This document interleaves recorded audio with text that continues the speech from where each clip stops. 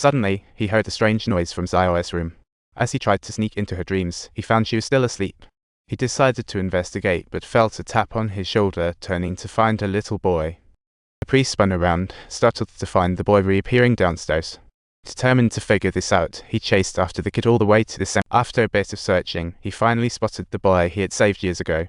To his shock, the boy suddenly spit out a spicy strip, causing the priest to jump back in surprise. However, losing balance, he fell into a dug wooden pit, the coffin lid slamming shut, as if hiding from him. As the camera panned up, it revealed the priest's name boldly etched on the tombstone.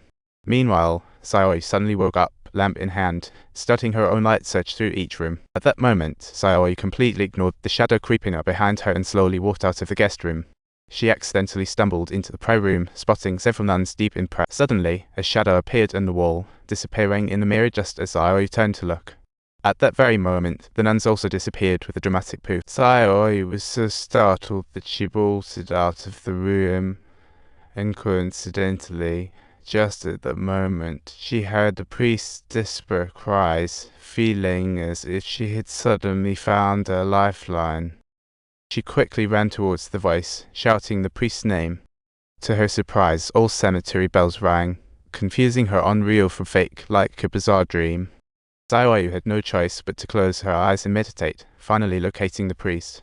She was taken aback to discover he was hiding right behind. Confirming the priest was below her, she hurriedly grabbed the iron sheath nearby, as if the battle within both of their minds was unfolding simultaneously.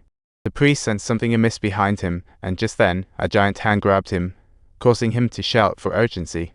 "Hurry up, hurry up." As he shouted, the shadow behind him vanished in an instant. He quickly climbed out from the boards, only to discover a few books had appeared in the coffin, thinking they might be useful. He decided to bring these books back to the abbey, hoping to unravel the mystery by morning. When dawn broke, the two returned to yesterday's room. Since the priest couldn't enter, he sent Sayoi to play detective. As soon as she stepped into the yard, she spotted a nun flitting past the second-floor window, prompting Sayoi to chase after her like a cat after a mouse. Once in the church, Sayoi discovered the nun kneeling before the stones in prayer, pondering whether she could offer her some advice. Just then, another arriving nun yanked her back, sternly informing her that interrupting someone in prayer was a big no-no, as it was their tradition.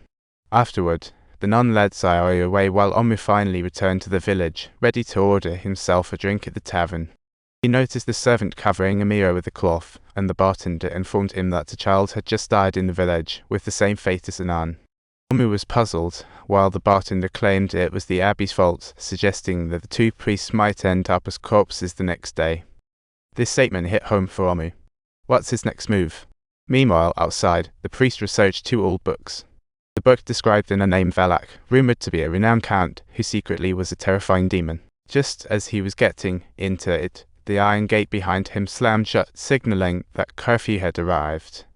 Meanwhile, that nun began discussing the abbey's history with Sayoi, revealing that it was originally a castle built by a count. This count had gathered numerous spellbooks to resurrect a terrifying demon, and just as he was about to succeed, the church finally arrived. At the demon's birth, the church eliminated them, dripping Jesus' blood into the fissure. This was how they managed to seal the demon back in hell, and later, the church converted it into an abbey. The nuns began to pray day and night to keep the evil spirit at bay. However, during a later war, a shell landed right in the abbey. Somehow, this triggered the seal, leading to bizarre happenings. Sayoi suddenly remembered the nun she encountered last night. She recalled how that nun felt anything but pure, but the nun explained to Sayoi that the apparition wasn't one of them. That figure was merely a malicious spirit in a nun's habit, intent on killing everyone. Its arrival signals hell had opened. Just when the nun was about to divulge a crucial secret, another nun abruptly interrupted the conversation. Since curfew had kicked in, Sayoi, as a forbidden nun, couldn't remain there. She suggested Sayoi should leave, but since the main door was shut, Sayoi was assigned to the room humorously named Slay the Girl. The scene shifted to the priest studying ancient texts, interrupted by the abbess. She walked towards a large stone chair, muttering nonsense. She vaguely mentioned Sayoi's enchantment. The priest didn't get to ask further. Suddenly, the abbess' neck twisted at an awkward angle and she lost her voice instantly. The priest was still puzzled, thinking she had merely fallen asleep, and reached out to wake her up, but she showed no response when suddenly the lights flickered ominously. Sayori was jolted awake by a nightmare, realizing an extra person was in her room. She nervously asked who it was, but the person seemed to ignore her entirely, as if they were transparent. Gathering her courage, Sayori approached, only for the string of prayer beads in the person's hand to snap and roll at her feet. Just as she looked down, the figure vanished, only to reappear right behind Sayori. Then she heard a knock at the door again, and it creaked open. Sayori slowly turned, only to find nothing there. What an overreaction. Just kidding. She then aimlessly wandered out of her room with a candle.